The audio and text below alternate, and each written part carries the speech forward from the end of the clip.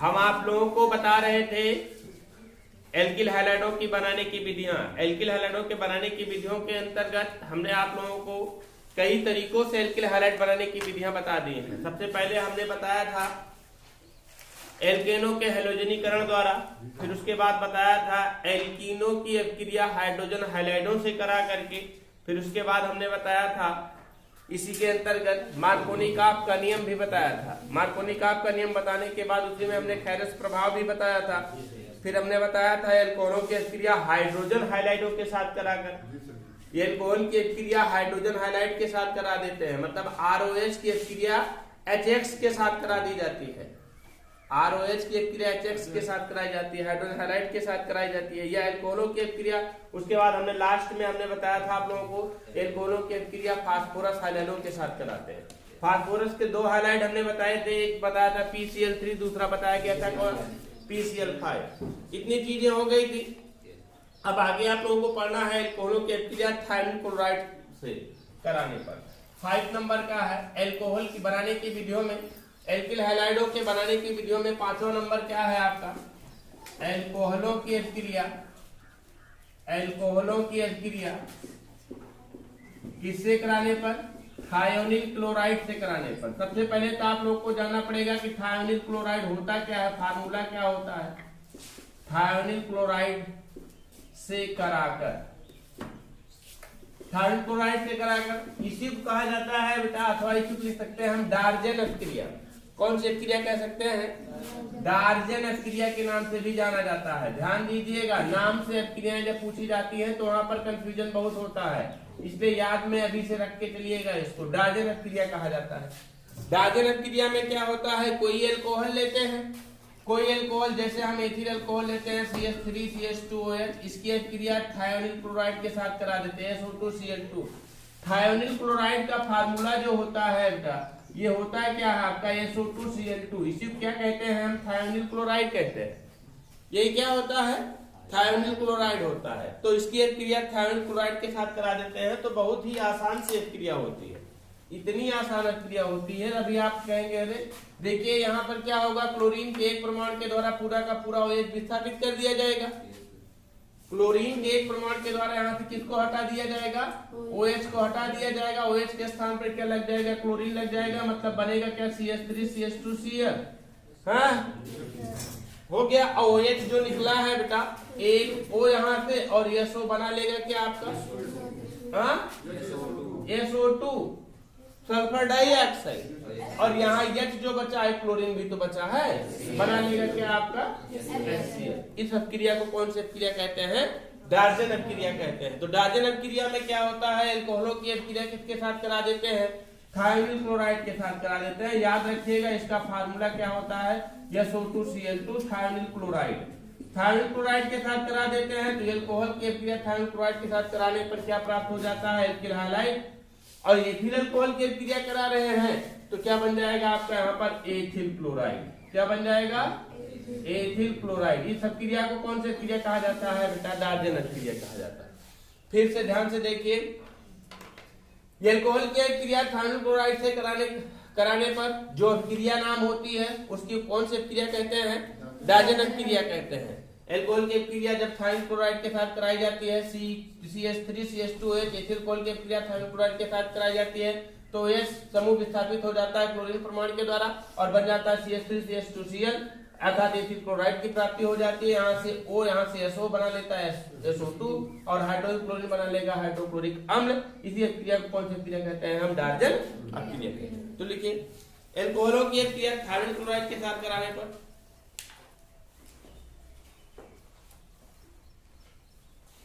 एल्कोहलों की अभिक्रिया thionyl chloride के साथ कराने पर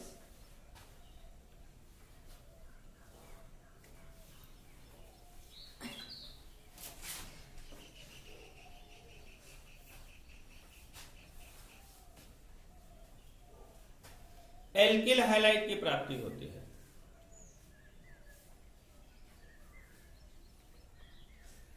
एल्किल हैलाइड की प्राप्ति होती है।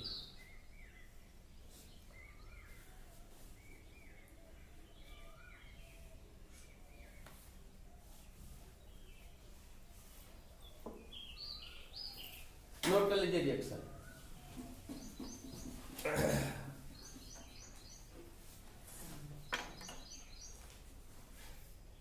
थोड़ा जल्दी किया करिए आप लोग, और एक काम और किया करिए कि जब हम यहाँ पर जो है लिखते रहे, बताते रहे किसके साथ करा रहे हैं, तो आप उसको नोट भी कर सकते हैं, ठीक है। रिएक्शन भले से नोट बाद में नोट करिए, लेकिन उसको नोट कर सकते हैं, समय बर्बाद नहीं होगा उससे।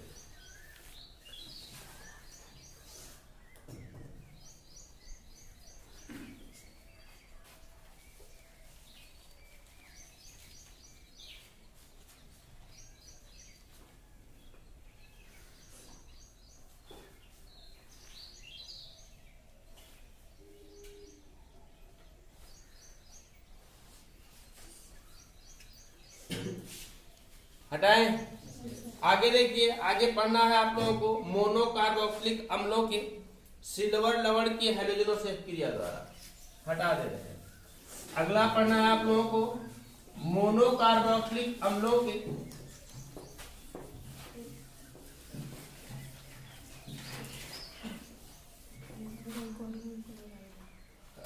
सिक्स नंबर है, आपको पढ़ना क्या है, मोनोकार्बोक्सिलिक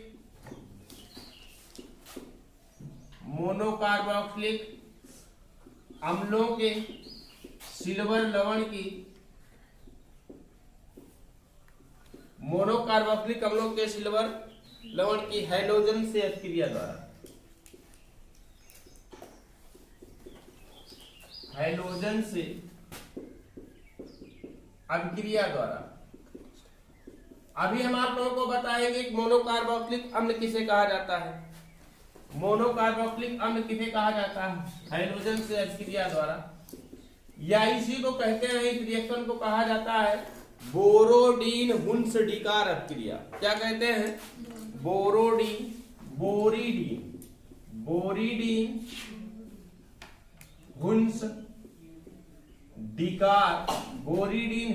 हुन्सडीकार अभिक्रिया। इंपॉर्टेंट है, पूछा जाता है बोरीडीन हुन्सडीकार अभिक्रिया किसे कहते हैं, नाम से पूछा जाता है क्रिया को, बोरीडीन हुन्सडीकार अभिक्रिया किसे कहा जाता है। देखिए, कोई भी मोनोकार्बोक्सिलिक अम्ल होगा तो मोनोकार्बोक्सिलिक अम्ल का सामान्य फार्मूला क्या होगा। मोनो का मतलब क्या, एक, मोनो का मतलब एक, और कार्बोक्सिल का मतलब क्या होता है, कार्बोक्सिल समूह, मतलब COOH। और मोनोकार्बोक्सिलिक अम्ल का मतलब फार्मूला क्या होगा आपका, RCOOH को क्या कहते हैं, ये क्या होता है आपका मोनोकार्बोक्सिलिक अम्ल है बेटा। ध्यान से देखिएगा, पहले हम इसको बताएंगे कि मोनोकार्बोक्सिलिक अम्ल, फिर मोनोकार्बोक्सिलिक अम्ल का सिल्वर लवण क्या होता है। ये है आपका मोनोकार्बोक्सिलिक अम्ल है। इस मोनोकार्बोक्सिलिक अम्ल का सिल्वर लवण क्या होगा, जब यहां से कार्बोक्सिल समूह से हाइड्रोजन परमाणु का विस्थापन कर दिया जाता है सिल्वर समूह के द्वारा, सिल्वर परमाणु के द्वारा। ध्यान से समझिएगा हमारी बात को। जब मोनोकार्बोक्सिलिक अम्ल के कार्बोक्सिल समूह के हाइड्रोजन परमाणु का विस्थापन कर दिया जाता है, किसके द्वारा, सिल्वर द्वारा कर दिया जाता है, सिल्वर द्वारा कर दिया जाता है, तो प्राप्त हो जाता है RCOOAG। यही क्या कहलाता है बेटा, मोनोकार्बोक्सिलिक अम्ल। मोनोकार्बोक्सिलिक अम्ल का सिल्वर लवण, सिल्वर साल्ट बोलते हैं। समझ गए ना। अब देखिए, आपको पता होना चाहिए मोनोकार्बोक्सिलिक अम्लों में एक महत्वपूर्ण कार्बोक्सिलिक अम्ल होता है एस्टिक अम्ल, CH3COA। ये मोनोकार्बोक्सिलिक अम्ल की श्रेणी का है कि नहीं है। इसमें क्या किया है बेटा, हमने R के स्थान पर CH3 रख दिया है बस। तो मोनोकार्बोक्सिलिक अम्ल की श्रेणी का एक महत्वपूर्ण सदस्य है, इसका नाम है एस्टिक एसिड। अब एस्टिक एसिड में से यहाँ से हम किसका विस्थापन कर दें बेटा, हाइड्रोजन का विस्थापन कर दें, किसके द्वारा, सिल्वर के द्वारा कर देते हैं। तो प्राप्त क्या हो जाता है आपका CH3COOAG प्राप्त हो जाता है। तो क्या हो जाएगा, इसका नाम सिल्वर एसीटेट। क्या हो जाएगा, सिल्वर एसीटेट हो जाएगा, है ना। तो मोनोकार्बोक्सिलिक अम्ल के सिल्वर लवण है कि नहीं है, मोनोकार्बोक्सिलिक अम्ल का सिल्वर लवण है ना, हो गया ना। नाम तो उसका भले ही सिल्वर एसीटेट है, लेकिन मोनोकार्बोक्सिलिक अम्ल के सिल्वर लवण की सीरीज का है कि नहीं। जैसे RCOAG, वैसे R के स्थान पर CH3COAG, या यहीं पर ले लिया जाए propanoic acid CH3COOH, sorry acetic acid फिर हमने लिख लिया। प्रोपेनोइक एसिड ले लिया जाए, मतलब क्या ले लिया जाए, CH3 CH2 COOH ले लिया जाए। हाँ होगा कि नहीं। अब यहां से हम इसको विस्थापित कर दें, किसको, हाइड्रोजन को विस्थापित कर दे, करा दे किसके द्वारा, सिल्वर के द्वारा, तो प्राप्त हो जाएगा क्या, CH3 CH2 COOH। ये क्या हो जाएगा आपका मोनोकार्बोक्सिलिक अम्ल का सिल्वर लवण, सिल्वर प्रोपियोनेट, है ना। होगा कि नहीं होगा।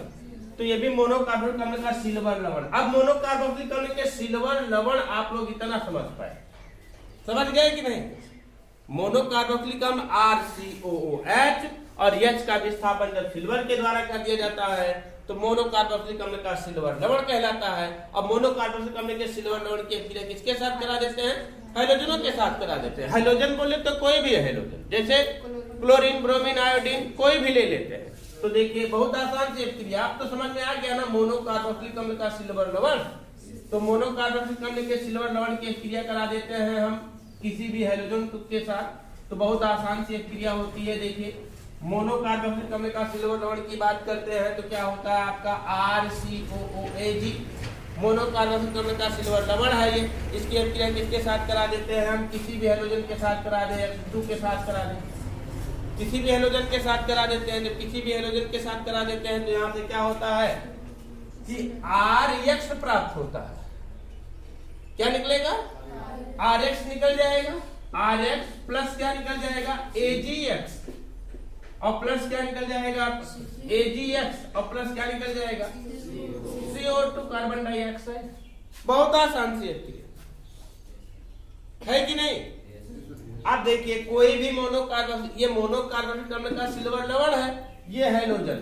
अब यहाँ पर क्या हुआ, इस हाइड्रोजन के द्वारा COOH पूरा का पूरा हटा दिया गया। हाइड्रोजन के द्वारा या X के द्वारा COOH पूरा का पूरा यहाँ से हटा दिया गया, पूरा हटा दिया गया। इसके स्थान पर X लग गया, तो RX प्राप्त हो गया, और सिल्वर और X सिल्वर हैलाइड AgX की प्राप्ति हुई, है कि नहीं। अब यहाँ पे CO2 निकल गया, फिर AgX और पहले से निकला हुआ।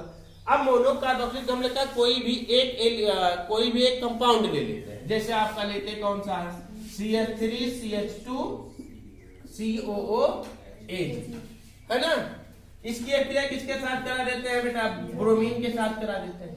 ब्रोमीन के साथ करा देंगे तो क्या होगा, ब्रोमीन परमाणु के द्वारा पूरा का पूरा COOH विस्थापित कर दिया जाएगा।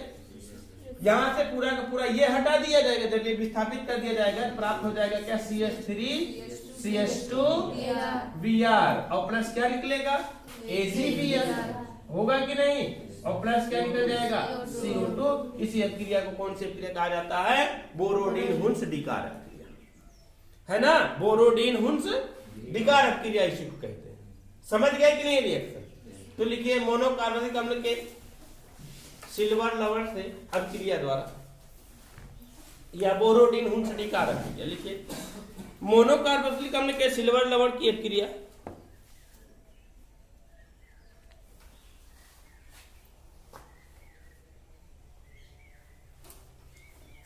क्लोरीन या ब्रोमीन के साथ कराने पर एल्किल हैलाइड बनता है। मोनोकार्बोक्सिलिक अम्ल के सिल्वर लवण की अभिक्रिया क्लोरीन या ब्रोमीन के साथ कराने पर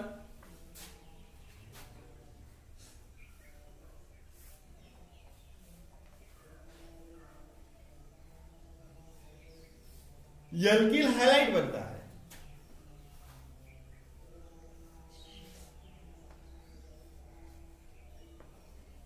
यह अभिक्रिया क्या कहलाती है, बोरोडीन हुंस डिकार अभिक्रिया। डिकार नहीं, डकार ना मारो, बोरोडीन हुंस डिकार, बोरोडीन हुंस डिकार अभिक्रिया कहलाती है। बोरोडीन हुंस डिकार अभिक्रिया कहलाती है। अंडरलाइन कर लीजिएगा जहां इसको लिखिएगा, क्योंकि नाम से अभिक्रिया जब पूछी जाती है तो वहां कंफ्यूजन होता है।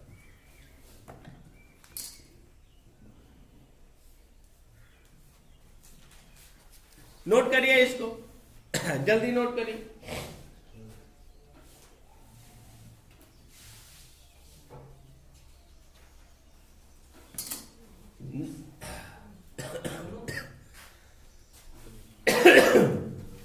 नोट करिए इसको।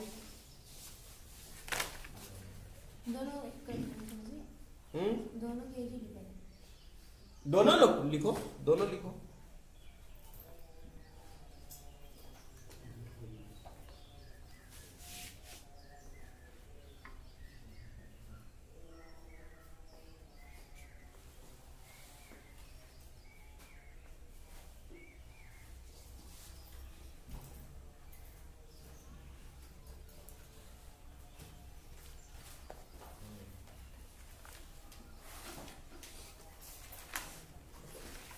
लिखे? अगला लिखे हाइलाइडों के विनिमय द्वारा। हाइलाइडों के विनिमय द्वारा।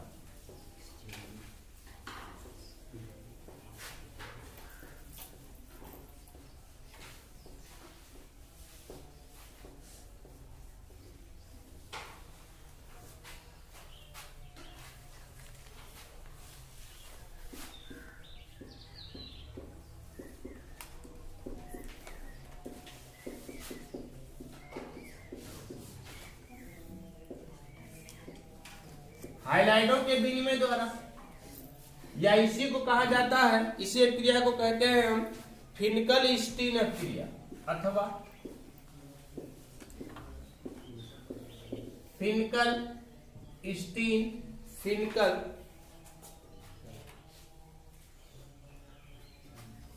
फिनकल-स्टीन या कोनाल्ट फिनकल-स्टीन क्रिया या कोनाल्ट फिनकल-स्टीन क्रिया।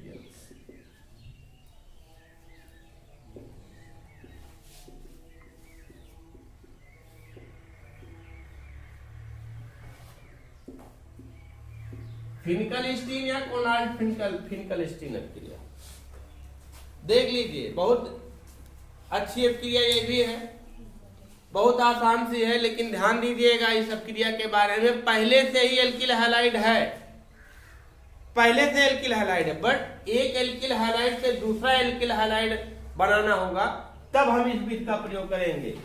इसीलिए कहा गया है कि हैलाइडों के विनिमय कहा गया। विनिमय होता, विनिमय मतलब समझते हैं अदला बदली, अदला बदली, एक्सचेंज हो जाए। जैसे आपका है क्या, मान लीजिए है C2H5Cl, इससे हमें क्या प्राप्त करना है, एथिल क्लोराइड पहले से एल्किल हैलाइड है बेटा, एल्किल हैलाइड है पहले से, अब हमें प्राप्त करना है एथिल क्लोराइड से एथिल आयोडाइड।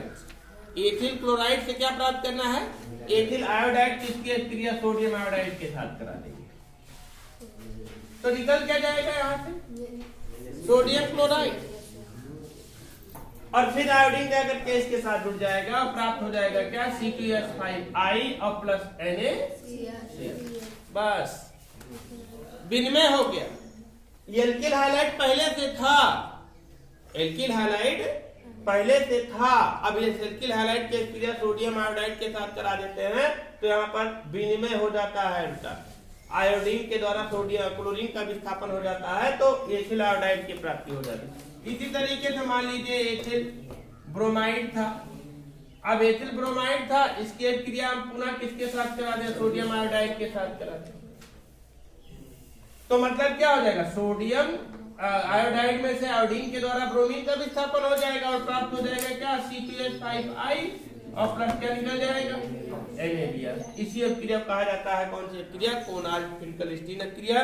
ध्यान दीजिएगा, यह क्रिया होती किसकी उपस्थिति में, एसीटोन की उपस्थिति में। किसकी उपस्थिति में क्रिया होती, एसीटोन की उपस्थिति में क्रिया होती है। तो एसीटोन के उपस्थिति में क्या होता है, एल्किल हैलाइडों की क्रिया हम सोडियम आयोडाइड के साथ करा देते हैं, तो आयोडीन के द्वारा हाइड्राइड समूह का विस्थापन हो जाता है और आयोडाइड एल्किल आयोडाइड का निर्माण होता है। इस क्रिया कहते हैं कौन सी क्रिया, फिनकल-स्टीन या कोनाल्ट फिनकल-स्टीन क्रिया के नाम से जाना जाता है। ठीक है, अब क्रिया किसकी उपस्थिति में होती है, एसीटोन की उपस्थिति में होती है। नोट कर लीजिए रिएक्शन तुरंत। हाँ देखिए, यही बात है। देखिए आयोडाइड ने क्लोरीन या ब्रोमीन को विस्थापित क्यों किया, क्योंकि आयोडीन अधिक क्रियाशील है, किसकी अपेक्षा, क्लोरीन और ब्रोमीन की अपेक्षा।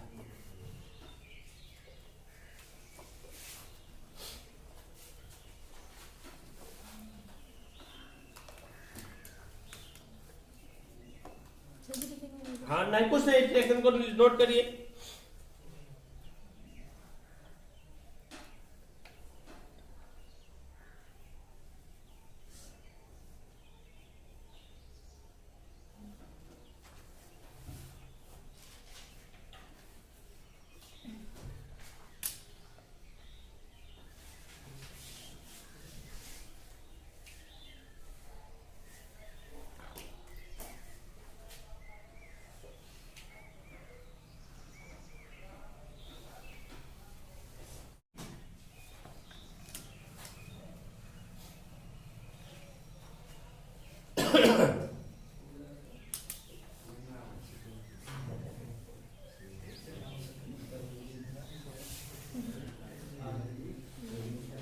हटाएं।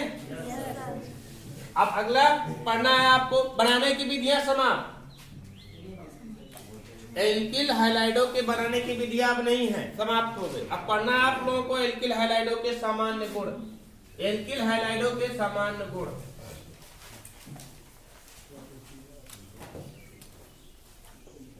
चलिए एल्किल हाइलाइडो के सामान्य गुण में general properties of alkyl halide.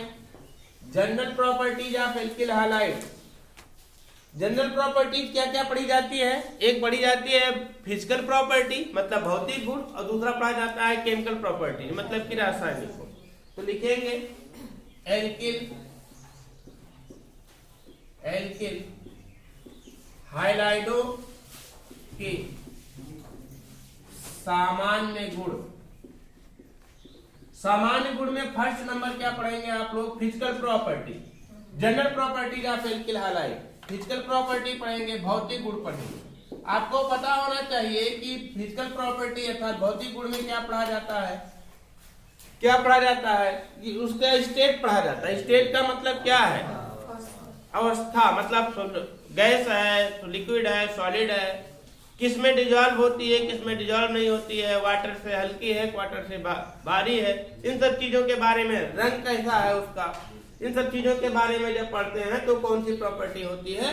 Physical property होती है। बहुत आसान सी प्रॉपर्टी होती है, जानना देख करके बता सकते हैं, देख करके बता सकते हैं कि हाँ इसकी अवस्था इस तरीके से है ना। जैसे आपका मेथिल और एथिल क्लोराइड है, तो मेथिल क्लोराइड की बात करते हैं CH3Cl, एथिल क्लोराइड की बात करते हैं C2H5Cl। ये सब दोनों गैस हैं, क्या हैं? गैसें हैं। और इससे उच्च सदस्य चले आइए, इससे उच्च सदस्य की बात करते हैं, जैसे C3H7Cl ना, अगला क्या होगा? C4H9Cl ना। इससे उच्च सदस्य जितने भी होंगे वो सभी क्या होंगे? द्रव अवस्था में होंगे। तो मेथिल क्लोराइड और ethyl chloride, methyl chloride ethyl chloride कौन से हैं? गैसीय अवस्था में होते हैं, जबकि इससे उच्च सदस्य, इससे उच्च सदस्य का मतलब कार्बन परमाणु की संख्या देखो बेटा बढ़ गई है, वही उच्च सदस्य होगा ना। कार्बन परमाणु की संख्या बढ़ गई, इससे उच्च सदस्य क्या होते हैं? द्रव होते हैं। ब्रोमाइडो की बात करते हैं तो मेथिल ब्रोमाइड गैस और अन्य सभी द्रव है। मेथिल ब्रोमाइड मतलब CH3Br, ये सिर्फ ब्रोमाइडो में ये सिर्फ गैस है, और बाकी इससे उच्च सदस्य जितने भी हैं, इससे उच्च सदस्य की बात करते हैं, जैसे C2H5Cl हुआ, Br हुआ, C3H7Br हुआ, इससे उच्च सदस्य हैं कि नहीं सब? इससे उच्च सदस्य जितने भी होते हैं वो क्या होते हैं? द्रव अवस्था में। किस अवस्था में होते हैं? द्रव अवस्था में होते हैं। और हमेशा एल्किल आयोडाइड, कोई भी एल्किल आयोडाइड हो, कोई भी एल्किल आयोडाइड हो, RX, कोई भी एल्किल आयोडाइड हो, जितने भी हो, एल्किल आयोडाइड का मतलब RI, कोई भी एल्किल आयोडाइड हो, जैसे बात करते हैं CH3I या C2H5I या C3H7I, जितने भी एल्किल आयोडाइड हैं सभी क्या होते हैं? ये द्रव होते हैं, सभी द्रव अवस्था में होते हैं। अब आप लोग ध्यान दिमाग से देखिए, ध्यान से देखिए। क्लोराइडो में methyl chloride ethyl chloride gas, उच्च सदस्य द्रव। ब्रोमाइडो में मेथिल ब्रोमाइड सिर्फ गैस है, इससे उच्च सदस्य द्रव। और फिर देखिए, और आयोडाइडो में सभी द्रव है, जितने भी आयोडाइड होंगे सभी के सभी किस अवस्था में होंगे? द्रव। मतलब कि क्लोरीन ब्रोमीन आयोडीन ऊपर से नीचे जैसे जैसे जा रहे होते हैं तैसे तैसे इनका ये भारी होते जाते हैं, और भारी होने के साथ साथ गैसों से किसमें बदलते रहते हैं? ये द्रवीय अवस्था। समझ पाएंगे। और जल में अम्लीय होते हैं, जल में क्या होते हैं, अम्लीय होते, जल में घुलते नहीं है, कोई भी होगा जल में अम्लीय है, जल में क्या है, अम्लीय है। लेकिन ध्यान दीजिएगा कोई भी कार्बनिक विलायक होगा। कौन सा विलायक होगा, कार्बनिक विलायक। अब कहेंगे ये कौन सा विलायक, कार्बनिक विलायक बहुत होता है, जैसे बेंजीन हुआ, CCl4 कार्बन टेट्राक्लोराइड हुआ, एसीटोन हुआ, CH3COCH3 हुआ, ईथर हुआ, ईथर की बात करते हैं क्या, C2H5 bond C2H5 diethyl ether हुआ। ये सभी कार्बनिक विलायक होते हैं बेटा। इन सब में ये सभी क्या हो सकते हैं, घुल सकते हैं। कार्बनिक विलायकों में घुलनशील है ना, कार्बनिक विलायकों में घुलनशील है। एल्किल क्लोराइड जितने भी हैं, एल्किल क्लोराइड, ये सभी एल्किल क्लोराइड जितने भी हैं, एल्किल क्लोराइड की बात करते हैं तो RCl, ये सभी जल से हल्के होते हैं, जल से हल्के। अब बेटा जब जल में घुलते भी नहीं है, जल में घुलते भी नहीं है तो जल से हल्के होंगे तो जल में डालेंगे कहाँ आ जाएंगे, ऊपर आ जाएंगे। जितने भी क्लोराइड हैं सभी के सभी जल से हल्के होते हैं, अर्थात जल में मिलाने पर ऊपर आ जाते हैं। और अन्य जितने भी हैं, जितने भी सभी हैं, ये सभी क्या होते हैं, जल से भारी होते हैं, अर्थात जल में डालने पर जल ऊपर आ जाता है, ये नीचे बैठ जाते हैं। समझ गए कि नहीं, ये इसकी कौन सी प्रॉपर्टी हुई, फिजिकल प्रॉपर्टी। अब ये आपको पढ़ाएंगे हम कौन सा, केमिकल प्रॉपर्टी। तो लिखिए फिजिकल प्रॉपर्टी में, फिजिकल प्रॉपर्टी में लिखिए मेथिल और एथिल क्लोराइड गैसें, मेथिल और एथिल क्लोराइड, मेथिल और एथिल क्लोराइड गैसें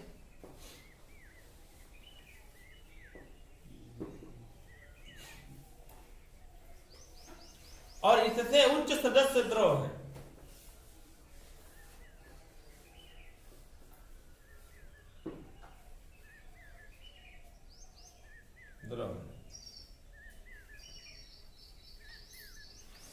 ब्रोमाइडों में मेथिल ब्रोमाइड गैस,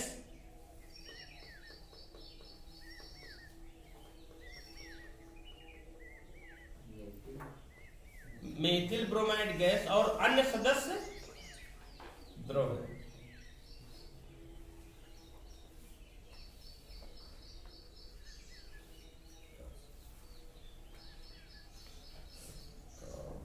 आयोडाइडों में एल्किल आयोडाइड,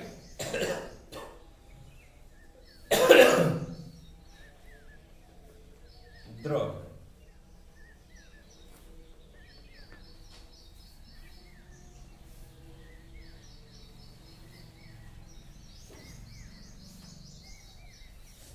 अगला नंबर लिखिए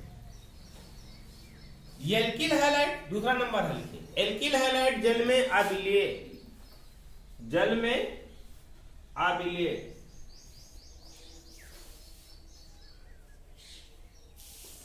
किंतु अन्य कार्बनिक विलायकों में, या किंतु कार्बनिक विलायकों में, अन्य मत लिखिए, कार्बनिक विलायकों में लिखिए, किंतु कार्बनिक विलायकों में विलीय है।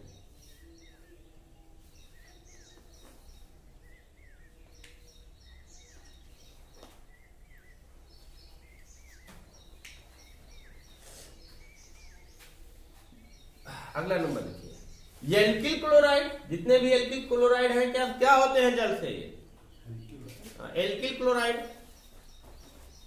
जल से हल्के,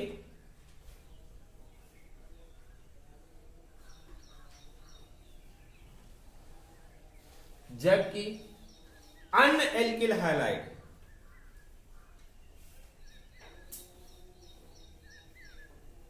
क्या होते हैं, जल से भारी होते हैं, जल से भारी होते हैं। ये तो था इसका एल्किल हैलाइडों का कौन सी प्रॉपर्टी, फिजिकल प्रॉपर्टी। आपको बताया गया general properties of alkyl halide, general property में कौन सी प्रॉपर्टी बताई गई, फिजिकल प्रॉपर्टी बताई गई। कल आपको बताई जाएगी कौन सी प्रॉपर्टी, केमिकल प्रॉपर्टी बताई जाएगी। केमिकल प्रॉपर्टी में क्या क्या बताया जाएगा, केमिकल प्रॉपर्टी में ही बताया जाएगा कि वो किसके साथ अपक्रिया करता है और अपक्रिया करने के उपरांत किसका निर्माण।